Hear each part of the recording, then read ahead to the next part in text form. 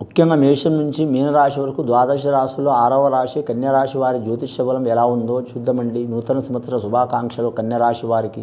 కన్యరాశి వారి జాతకంలో గవ్వల శాస్త్రం చూస్తున్నామండి. గవ్వల శాస్త్రాన్ని చింతామణి శాస్త్రం అంటారు, అలాగే లకుట ప్రశ్న శాస్త్రం అంటారు. వారి భూత భవిష్యత్తు వర్ధమానం ఎలా ఉందో నూతన సంవత్సరం 2025వ సంవత్సరం చూద్దామండి. గవ్వలేసి 9 గవ్వలు 3 సార్లు వేసి వాటిని లెక్కబెట్టి వారి జ్యోతిష బలం ఎలా ఉందో, భూత భవిష్యత్తు వర్ధమానం ఎలా ఉందో కన్యరాశి వారి జాతక బలం చూద్దామండి. కన్యరాశి వారి జాతకంలో 4 గవ్వలు పడ్డాయండి వారి పేరు మీద. తూర్పు, పడమర, దక్షిణం, ఉత్తరం ఎక్కడ పోయినా తిరుగులేదు. వారి జాతక బలానికి ఆదాయం 11, ఖర్చు 11, సాయం చేసేది 4, ఏడిచేది 7. వారి జాతక బలంలో చూడాలంటే మాత్రం ముఖ్యంగా మాత్రం శని వారికి ఇబ్బంది పెడతాడు, సహకారం కూడా చేస్తాడండి. వారి జాతక బలానికి రాహు సహకారం చేసే అవకాశం ఉంది. 4 గవ్వలు పడ్డాయి అంటే రాహు వచ్చిండు, రాహు గవ్వలు పడ్డాయి చెడు అని అనుకోవచ్చు కొందరు. కానీ మాత్రం రాహు ఉచ్చస్థానంలో ఉంటే ఆకర్షణ శక్తి చాలా ఉంటుందండి. కొన్ని లక్షల మంది వారికి సహకారం చేసే అవకాశం ఉంటుంది. కొన్ని వేల మంది అభిమానులయ్యే అవకాశం ఉంటుంది. కొన్ని వందలాది మంది వారి వెంట తిరిగే అవకాశం ఉంటుంది. 10,000 మంది వారికి సహచారులుగా ఉండే అవకాశం ఉంటుంది. వారు కాని పనిని కూడా మాత్రం అది జరగని పనిని కూడా జరిపించే అవకాశం ఉంటుంది. అలాంటి యోగ బలం ఉంటుంది. కన్యరాశి వారి జాతకానికి చూడాలంటే మాత్రం ముఖ్యంగా ఉత్తరా నక్షత్రం జాతకులకు మాత్రం శుభయోగం ఉన్నదండి. అలాగే మాత్రం హస్తా నక్షత్రం విఘ్నేశ్వరుడు పుట్టిన నక్షత్రం అండి. హస్తా నక్షత్రం జాతకులు కొన్ని ఇబ్బందికరమైన పరిస్థితులు ఉన్నాయండి. ఇక విఘ్నేశ్వరుని అందరి దేవతలు విఘ్నేశ్వరుని పూజ చేస్తే కానీ విఘ్నేశ్వరుని మాత్రం ఖచ్చితంగా చేసింది వారి తల్లిదండ్రులనే ఎక్కువ పూజ చేసిందండి. అదొక కథ ఉంది, మీకు తెలిసిందే. వారు ఖచ్చితంగా మాత్రం ఈ హస్తా నక్షత్రంలో పుట్టినవారు, అలాగే హస్తా నక్షత్రం వస్తున్నవారు కన్యరాశి వారు శివపార్వతుల్ని పూజ చేయడం చాలా మంచిది.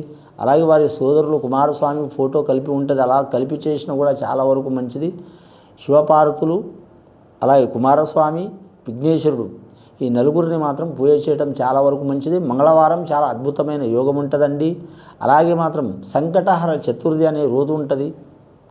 సంకటహర చతుర్థి అనే రోజు ఉంటుంది. ఆ రోజు కూడా ప్రతి నెలలో ఆ తిథి వస్తుంది. చాలా వరకు మంచిది వారి జాతక బలానికి. అలాగే హస్తా నక్షత్ర ఘడియలో మాత్రం వీరి గరిక పూజతో మాత్రం విఘ్నేశ్వరుని ఆరాధన చేయటం కూడా చాలా వరకు మంచిది వీరి జ్యోతిష్య బలంలా. ముఖ్యంగా వ్యవసాయదారులకు కలిసి వచ్చే అవకాశం ఉంటుందండి. ముఖ్యంగా రోడ్ల భవనాల శాఖ సంబంధించిన వారు ఇబ్బందికరమైన పరిస్థితి ఉంటుందండి. అలాగే విద్యుత్ రంగం వారికి మాత్రం ఇబ్బందులు తప్పవండి, చాలా ఇబ్బందికరమైన పరిస్థితి ఉంటుంది. మున్సిపాలిటీ రంగం వారికి చికాకులు తప్పవండి. విద్యారంగంలో వారికి కలిసి వచ్చే అవకాశాలు ఉంటాయి. అలాగే మాత్రం ఐఏఎస్ ఐపీఎస్ రంగం వారికి మాత్రం ఇబ్బందికరమైన పరిస్థితి ఉంటుందండి. ఇక రాజకీయ రంగంలో అధికార రంగంలో ఉన్న వారికి ఇబ్బంది తప్పదండి. అలాగే ప్రతిపక్షంలో ఉన్న వారికి కూడా ఇబ్బందులు తప్పవండి. కానీ రాబోయే కార్యక్రమాల్లో మాత్రం కొన్ని విజయవంతమయ్యే అవకాశాలు కూడా ఉన్నాయి, కొన్ని అవాంతరాలు కూడా వచ్చే అవకాశాలు ఉన్నాయండి. ముఖ్యంగా ఈ రాశివారు రాజకీయ రంగంలో మాత్రం చాలా వరకు మాత్రం సరి సమాన యోగం ఉందండి. 50% కలిసి వస్తుంది, 50% అవమానాలు జరిగే అవకాశాలు ఉంటాయండి. రెండవసారి గవ్వలేసి చూద్దామండి.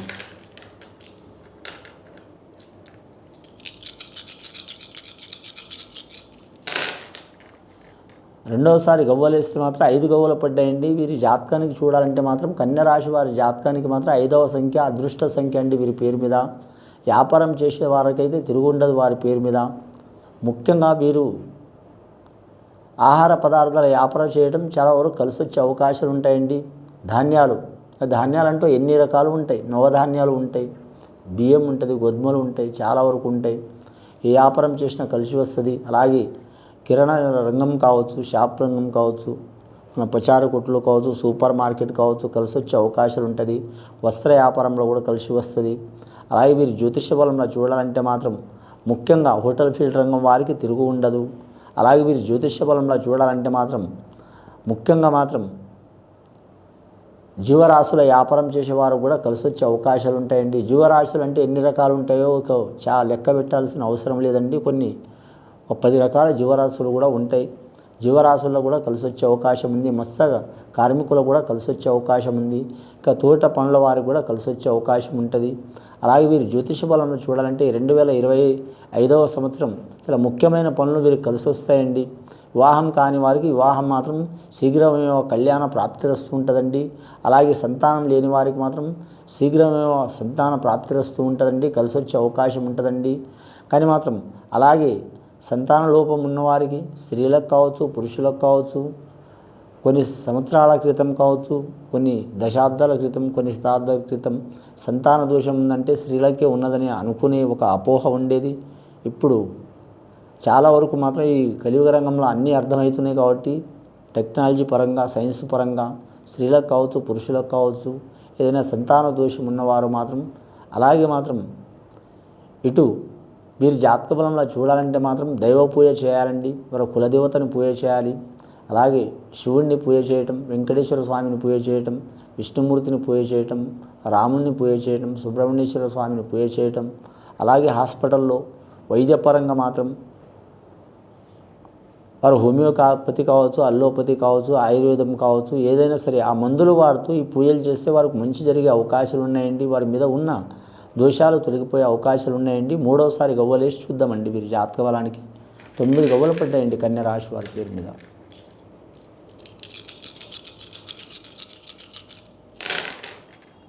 మూడవసారి గవ్వలేస్తే మాత్రం 7 గవ్వలు పడ్డాయండి వారి జాతక బలానికి. 7వ సంఖ్య వీరి జాతకానికి. తిరుపతి వెంకటేశ్వర స్వామి దర్శనం చేసే అవకాశం చాలా ఉన్నది వీరి పేరు మీద. గత కొన్ని సంవత్సరాల నుంచి పడుతున్న చిక్కులు చికాకులు తొలగిపోయే అవకాశాలు ఉన్నాయండి.